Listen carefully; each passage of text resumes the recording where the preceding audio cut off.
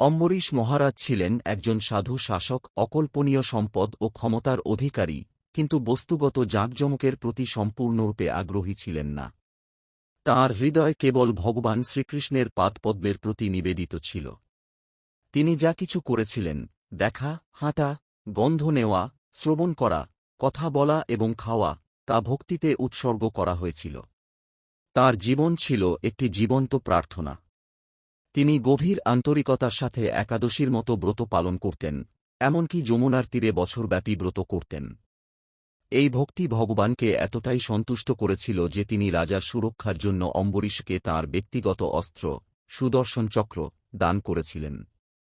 একদিন দীর্ঘ উপবাস ও উপাসনার পর অম্বরীশ মহারাজ তাঁর একাদশী ব্রত ভাঙতে যাচ্ছিলেন, ঠিক তখনই অগ্নিময় ঋষি দুর্বাসা মুনি এসে উপস্থিত হলেন। রাজা তাঁকে শ্রদ্ধার সাথে স্বাগত জানালেন এবং প্রসাদ গ্রহণের জন্য আমন্ত্রণ জানালেন। ঋষি রাজি হলেন, কিন্তু খাওয়ার আগে স্নান করতে গেলেন। উপবাস ভাঙার শুভ মুহূর্তটি যখন ফুরিয়ে আসছিল, তখন অম্বরীশ ব্রাহ্মণদের সাথে পরামর্শ করে একটু জল খাওয়ার সিদ্ধান্ত নেন। খাওয়া এবং না খাওয়া উভয়ই বিবেচনা করা হতো। কিন্তু যখন দুর্বাসা ফিরে এসে রহস্যময়ভাবে কি ঘটেছে তা দেখলেন, তখন তিনি ক্রোধে পরিণত হলেন। রাগে দুর্বাসা তার মাথার চুল ছিঁড়ে ফেলেন এবং রাজাকে ধ্বংস করার জন্য একটি রাক্ষস তৈরি করেন। তবুও অম্বরীশ, শান্ত এবং আত্মসমর্পণকারী, দমে যাননি।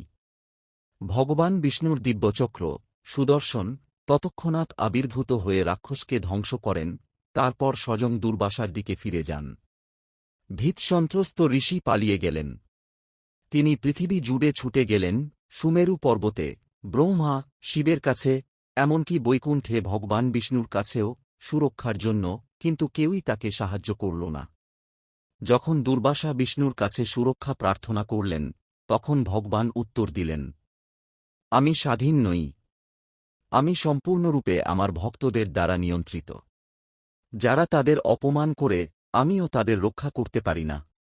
অম্বরীশ মহারাজের কাছে যাও। কেবল তিনিই তোমাকে ক্ষমা করতে পারেন। বিষ্ণু উদ্ধৃত করেছেন, আমি সম্পূর্ণরূপে আমার ভক্তদের নিয়ন্ত্রণে। আমার কোন স্বাধীনতা নেই। আমার হৃদয় তাদের মধ্যেই বাস করে। দুর্বাসা ফিরে এসে অম্বরীশের পায়ে পড়ে গেলেন। রাজার অনুরোধে চক্র ফিরে গেল।